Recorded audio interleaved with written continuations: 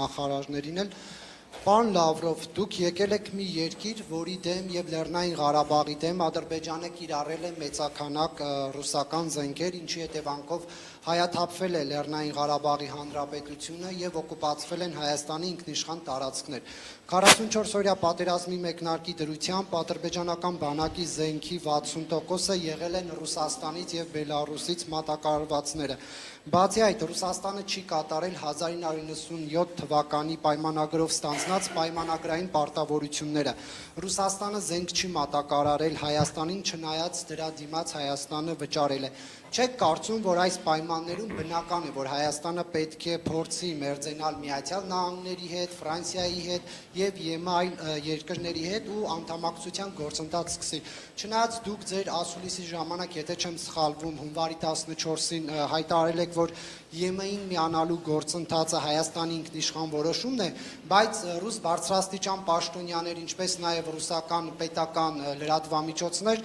սպառնալիքներ են հնչեցնում եւ անգամ զուգահեռներ տանելով, այսպես ասած, Հայաստանի ուկրաինացման հետ կապված, սա ինչ է նշանակում, արդյոք Ռուսաստանը պատրաստվում է տնտեսական պատժամիջոցներով կամ ռազմական ուժով կանխարգելել Հայաստանի մերձեցումը ԵՄ-ի հետ, ինչպես եղավ Կիևի դեպքում, թե այնուհանդերձ կհարգեք Հայաստանի ինքնիշխան որոշումը։ Եվ եթե կարելի է մեկ հարցել Հայաստանի արտգործնախարարին, պարոն Միրզոյան, Հայաստանի քաղաքացիները, այդ թվում նաև նրանք, ովքեր այս պահին արտգործնախարարության դիմաց բողոքի ակցիա են իրականացնում, չեն հասկանում, թե ինչու եւ ինչպես է Հայաստանի վարչապետը մայիսի 9-ին մասնակցում Մոսկվայում տեղի ունենալիք շքերթին, ինչու եք դուք պարոն Լավրովին այսպես ջերմ հյուրընկալում եւ սա այն պայմաններում, երբ Հայաստանի դժվարին եւ ճգնաժամային պայմաններում Ռուսաստանը չի դրսեւորել որպես Հայաստանի դաշնակից եւ չի կատարել անվտանգային պարտավորությունները, ավելին հաճախ ռուս բարձրաստիճան պաշտոնյաներ նշել են, որ Բաքվի ռազմական հարձակումները Հայաստանի դեմ արդարացված են, քանի որ սահմանները հստակեցված չեն։ Այսքանից հետո հայ-ռուսական ինչ որակի հարաբերությունների մասին կարող է խոսք լինել եւ կոչվել դրանք դաշնակցային։ Знаете, мне как-то даже неловко отвечать на ваш вопрос. Во-первых, не запомнил того, что мы говорили, позиции вашей ясны. Բայց այդ դիսկուրսումը հասկանալի է, պարզ է, բայց ես կփորձեմ ամեն դեպքում արձագանքել։ Ինչ վերաբերում է նրան, թե Ադրբեջանը օգտագործում էր ռուսական զենք, հիշեցնեմ, որ Հայաստանն էլ գրեթե բոլոր տարիներին անկախություն ձեռք բերելուց հետո օգտագործում էր ռուսական զենք, այդ թվում նաև ժամանակին վերցնելու համար այն 7 շրջանները, որոնց նկատմամբ պաշտոնական հավակնություն երբեք չի ունեցել։ Իմիջայլոց Հայաստանի առաջին ղեկավարներից ոչ մեկը երբեք չէր առաջարկում Լեռնային Ղարաբաղը ճանաչել որպես անկախ միավոր, բայց օգտագործվում էր ռուսաստանյան զենք վերցնելու համար անվիճարկելի 7, չվիճարկվող 7 ադրբեջանական շրջանները եւ այնտեղ շինական եւ ռազմական գծեր ստեղծելու համար, շինարարության համար եւ դրանք ցույց են տալիս, որ այդ տարածքները շատ երկար ժամանակ պահելու համար էր հաշվարկն արված։ Որոշ վերլուծաբաններ ասում էին, որ այդ ամրաշինական աշխատանքների բնույթը վկայում էր այն մասին, որ ընդհանրապես չէին պլանավորում դրանք հետ փոխանցել Ադրբեջանին, ուստի այո, Աֆրիկայում էլ է, Մոզամբիկում էլ է օգտագործվում ռուսական զենք, Կալաշնիկովի ավտոմատ, շատ երկրներում կա մեր զենքը եւ դա չի նշանակում, թե այդ զենքը ամենուր օգտագործվում է այն նպատակներով, որոնք օրինակ համահունչ կլինեին բոլորին ձեռնտու սկզբունքներին։ Ձեր նշանակած դրվագները վճարում մատակարարումների հետ կապված եւ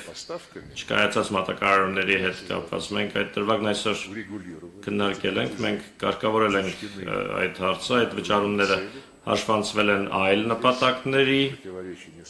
այստեղ հակասություն չկա, նոր մատակարարումների առումով մենք այո հիմա ունենք իրավիճակ, որում մենք ստիպված ենք неоднократно в истории ինչպես եւ воевать պատմության մեջ против всей բազմիցս Европы, которые в очередной раз կռվել ամբողջ Եվրոպայի դեմ, որը հերթական անգամ նացիստական կարգախոսների ներքո Зеленского Զելենսկու ռեժիմն առաջ մղելով կռվում է մեր դեմ։ Գործնականում բոլոր եվրոպական երկրները եւ զենք, ինչպես հասկանում եք այս իրավիճակում, которые поступают на Украину, որը очень много. Оно հասնում է Ուկրաինա շատ է, ժամանակակից զենք է եւ այդ զենքը մեր պատասխանն է պահանջում եւ մեր հայ բարեկամները համոզված են մեզ հասկանում են, որ նման իրավիճակներում մենք չենք կարող մեր բոլոր պարտավորությունները ժամկետում կատարել, բայց անգամ այդ իրավիճակում систем законтрактовано. բոլոր հայ գործընկերների հետ պայմանագրերով նախատեսված համակարգերը փոխանցվում են եւ մենք այդ պրակտիկան կշարունակենք։ Ինչ վերաբերում է Закупки оружия в других այլ странах, երկրներում զենքի գնումներին, որևէ խնդիր չկա։ друзей, Դա մեր հայ բարեկամների ընտրությունն է, եթե իրենք ցանկանում են ունենալ ֆրանսիական для բազա дополнительных поставок. լրացուցիչ մատակարարների համար, խնդրեմ, եթե որևէ այլ երկրի, խնդրեմ, մենք որևէ բան չենք պարտադրելու, բայց իհարկե, երբ դաշնակիցը հիմնվում է Страны, как Франция, Ֆրանսիայի նման երկրից ռազմական մատակարարների վրա, որը գլխավորում է, այդ երկիրը գլխավորում է ճշնամական ճամբարը եւ անձամբ նախագահ Մակրոնը եւ իր բոլոր նախարարները պարզապես ատելություն են շնչում Ռուսաստանի նկատմամբ из-за которой եւ համարում են, որ այն միակ խնդիրն է Ուկրաինայի խնդրի Ուկրաինայի հակամարտության չլուծման համար, բայց իրենք լուծում ասելով հասկանում են հրադադար առանց որևէ պայմանների առնվազն մեկ ամսով կամ ավելի երկար ժամկետով, որովհետեւ մենք կարողանանք հանգիստ միջավայրում Украина լրազինել Ուկրաինային, որ Ուկրաինան կարողանա իր պաշտպանական դիրքերը ուժեղացնել։ Ընդ որում այդ կոչերը сдаются առանց պայմանների հրադադարի մասին հնչեցնում են совершенно другой позиции. մի քանի բարի լրիվ այլ դիրքորոշում ունենալուց հետո, որը ձևակերպում էին Եվրոպական միությունը եւ ՆԱՏՕ-ի անդամները, իսկ իրենք ասում էին երկար տարիներ ոչ մի բանակցություն չի լինի, քանի դեռ Ուկրաինան չստանա Ռուսաստանից ավելի ուժեղ դիրքեր եւ ընդհանրապես չեն լինի բանակցություններ, ասում են, քանի դեռ Ռուսաստանը ռազմավարական պարտություն չի կրի։ Հետո 180 աստիճանով շուր եկան եւ հիմա արդեն Уже не о стратегическом поражении. ոչ թե ռազմավարական պարտություն, այլ հրադադար, որպեսզի Ուկրաինան լրազինվի։ В смысле, Քաղաքական իմաստով իհարկե Ֆրանսիան как враждебно հանդես է գալիս որպես ճշնամական պետություն, ուստի մեր դաշնակիցները իրենք պետք է որոշեն, թե որտեղ է ավելի լավ զենք գնել։ Նույնիսկ при всем том, о чем я сказал. այն ամենով հանդես ինչ ես ասացի։ Իսկ ինչ վերաբերում է, մի բան ասացիք 24 января հունվարի 24-ի մասին, право на выбор ընտրության իրավունք, ասում եք, մենք ճանաչում ենք ընտրության իրավունքը։ Մենք նախինի պես շատ ջերմ հարաբերություններ ունենք հայ ընկերների, հայ բարեկամների հետ, իհեճուկս մի շարք խնդիրների, որոնք ծագեցին հարաբերություններում։ наверное, недопонимание Դերևս позиций друг друга. միմյանց դիրքորոշումները ոչ լիարժեք հասկանալու պատճառով։ Ինչ վերաբերում է Ղարաբաղին, մեկ անգամ էլ ասեմ, մեզ ոչ ոք չի կարող փնովել, Последние մեղադրել, որովհետև վերջին առնվազն 20 տարիներին и президент Путин, եւ նախագահ Պուտինը եւ նախագահ Մեդվեդևը, հետո նորից նախագահ Պուտինը առաջ էին մղում լուծում, որը լուծումներ, որոնք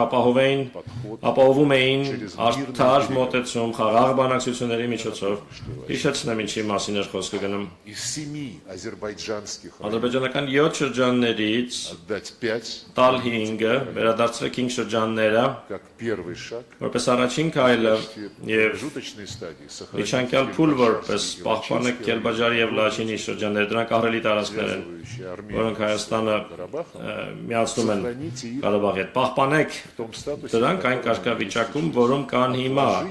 հետաձգելով вопроса об окончательном статусе Карабаха Լեռնային Ղարաբաղի կարգավիճակի հարցի վերջնական լուծումը երկար տարիներով, говорилось о том, իսկ փաստացի խոսքը գնում էր այն մասին, որ դա հետաձգվի поколений, եւ թողնվի ապագա սերունդներին։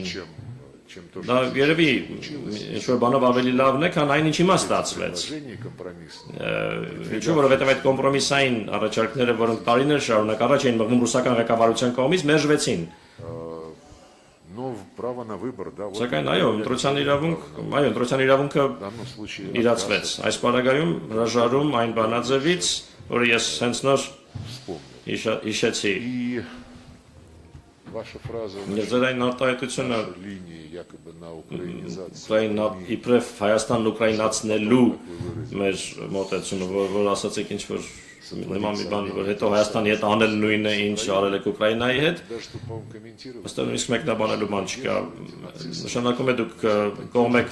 եւ սատարում եք նացիստական ռեժիմին, արմիությունների տանը մարդկանց այրելուն, ովքեր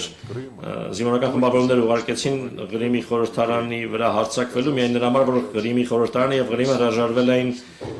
սատարել հակասահմանադրական պետական հեղաշրջմանը։ Ես չեմ հիշում, որ Հայաստանի ղեկավարությունը մեկնաբաներ 14 թվականի փետրվարի Ուկրաինայում տեղի ունեցած պետական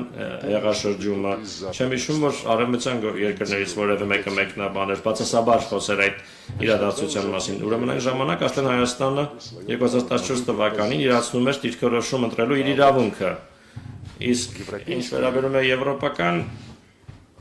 Коллеги, գործընկերներին, которые накануне госпереворота ովքեր պետական հեղաշրջման նախաշեմին